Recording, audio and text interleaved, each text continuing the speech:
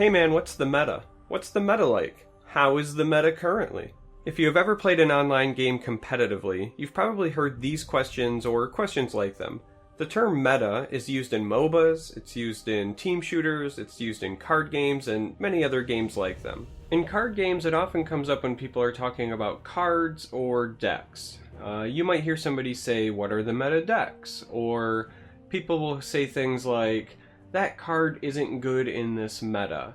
Now, if you're a veteran, you probably don't think twice about what it means, what it actually means when people, say these phrases or use this term. But if you're new to card games, it might sound like a foreign language. You might not know what people are talking about. So for this video, we're going to go ahead and take a look at the term, what it means, and talk about how the meta changes over time. The term meta is actually short for metagaming, and that's a term that has a lot of different definitions and uses, but my own personal broad definition would be actions taken outside of a game that are meant to influence or increase your chances of winning within the game. A great example would be like in role-playing games. Metagaming is usually used to describe when a player, meaning me, makes decisions or has conversations outside of the context of the game for my character. So, if I'm playing Dungeons and Dragons, for example, and I'm about to go on an adventure and I know I'm going to fight a Medusa, so while I'm in town I buy a mirror. My character might not have the context for making that purchase, but me as a player, as a person, I'm metagaming outside of the confines of the game, and I know I'm about to go fight a Medusa, so I buy a mirror, right? That would be one example of the term metagaming, describing decisions made outside of a game that are influencing what happens in the game. So how does this term apply to card games? In card games, there are decisions that you make both before and during a game based on what you would expect to see, and that's kind of the key phrase here that I'm going to use a lot throughout the course of the video is, what are you expecting? And then the actions you take based on those expectations is really how you metagame in card games. Let's take a look at how it impacts Legends specifically. During the first 5 days of this month, I played 75 ranked games on the ladder. Now, of those games, 26 were against the Warrior class.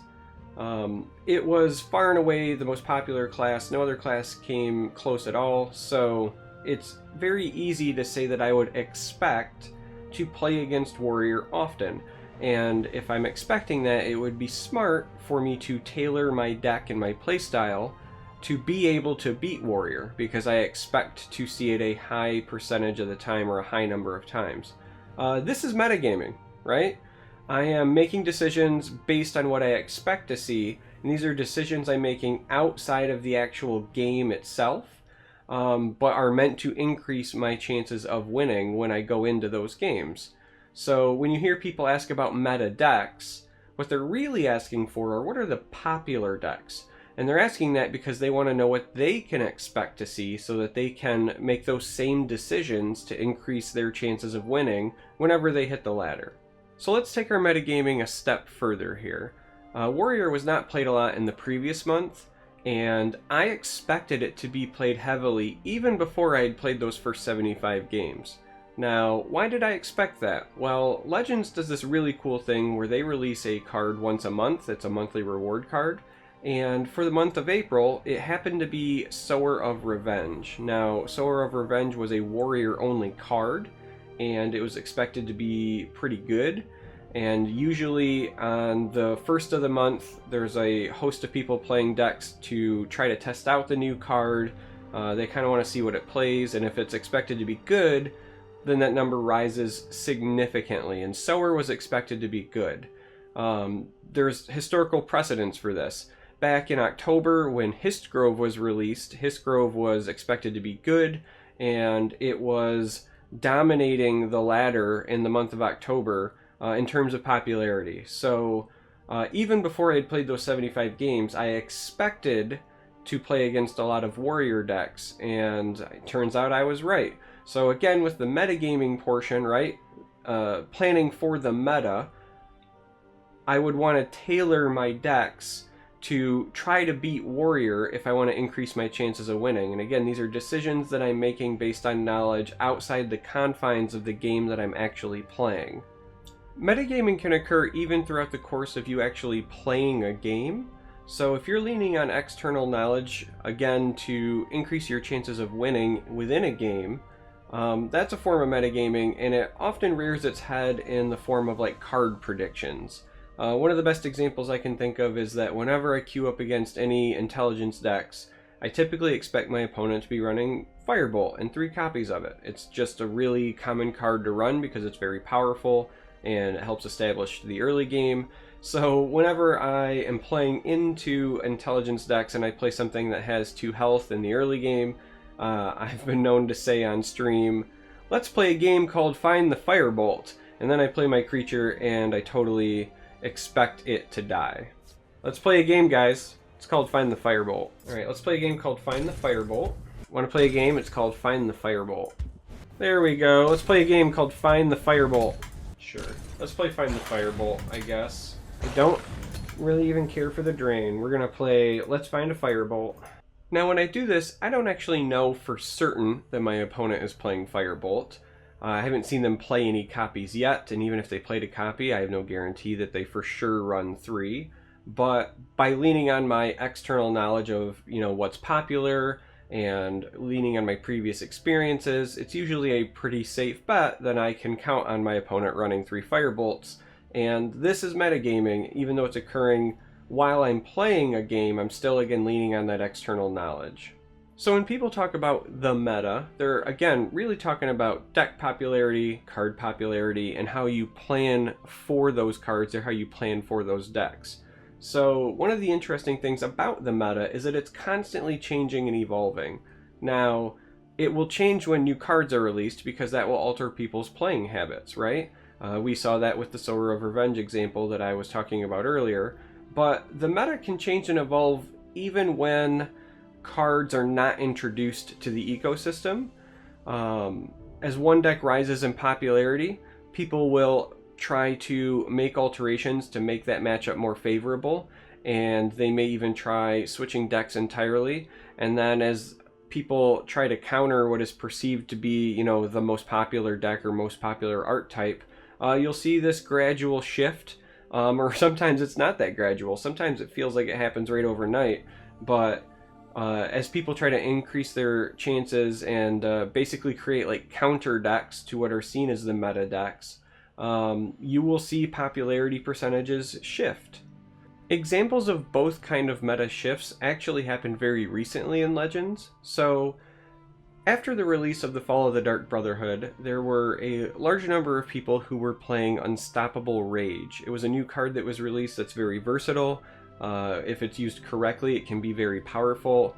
And even more so, if your opponent doesn't play properly around it, it can be very, very punishing. And because it was new, lots of people just didn't understand how to play around it.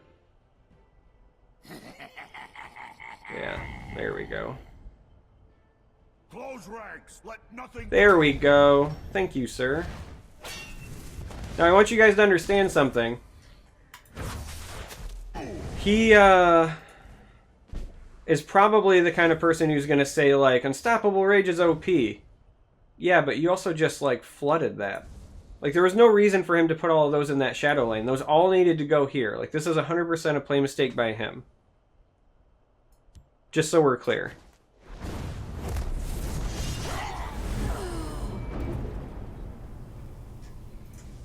So the meta was shifting because of the introduction of new cards, but then about a week or so after that, the meta had a second shift, and that was with no new cards being introduced. So the meta was shifting because people were becoming more used to playing around Unstoppable Rage, and people were also devising decks that were very good against the Unstoppable Rage matchup. And as a result, we saw a rise in Control Monk being played, and it's even still being played heavily on the ladder now. And that is because, if you run removal, it's really hard for people to play a big creature and then follow it up with Unstoppable Rage. Also, if you just play a lot of really big creatures, the Unstoppable Rage and Breakthrough combo doesn't hit nearly as hard. If you run very greedy, late game centric decks, you can outvalue your opponent who's trying to drag the game on to the point where they're trying to, get a big splashy Unstoppable Rage. When you also run big creatures, you don't have to play as much to challenge a lane effectively. If you only have one body in the lane as opposed to 3 or 4, then Rage doesn't get as much value, and so on and so forth. So this second meta shift occurred without the introduction of any new cards. And going further into the future, even without new cards being introduced, we could potentially see another shift.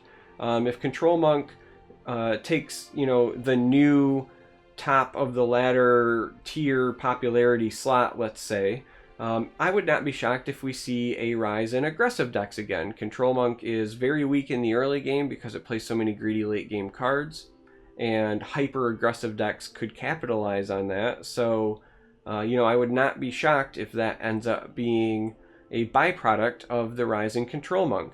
And that's kind of how things can ebb and flow in a meta. So when you hear about meta changes or meta shift, this is kind of what people are talking about. So now that you know what people mean when they talk about the meta or use those terms, how do you use that information to make you a better player? Well, first and foremost, I recommend you track your games. As you may have noticed from the brief image I put up earlier, I track all of my games in this kind of egregious data nerd spreadsheet because it's just the way that I am. But that's the best way to get data regarding what you are seeing when you're on the ladder, right? What classes you're seeing, what deck archetypes you're seeing. That's a great place to start. But I also personally recommend that you do research into, what other people are saying about the meta. So I recommend visiting the official forums. I highly recommend going to the Legends subreddit. I highly recommend going to deck building sites like legends-decks.com to see what people are posting there. Visiting Twitch streams to see what people are playing and what they're talking about. Going to sites like Between the Lanes. They post a meta snapshot, which is also at least a window into what you can expect to see. And if you do all of those things and you establish a good foundation for, what you think the meta is, you should know what to expect when you hit the ladder. And knowing is half the battle. The Elder Scrolls Legends! So thanks for watching. I hope you stop by the stream sometime. I hope you hit the subscribe button. But even if you don't do those things, this hairless Khajiit hopes that bright moons light your path.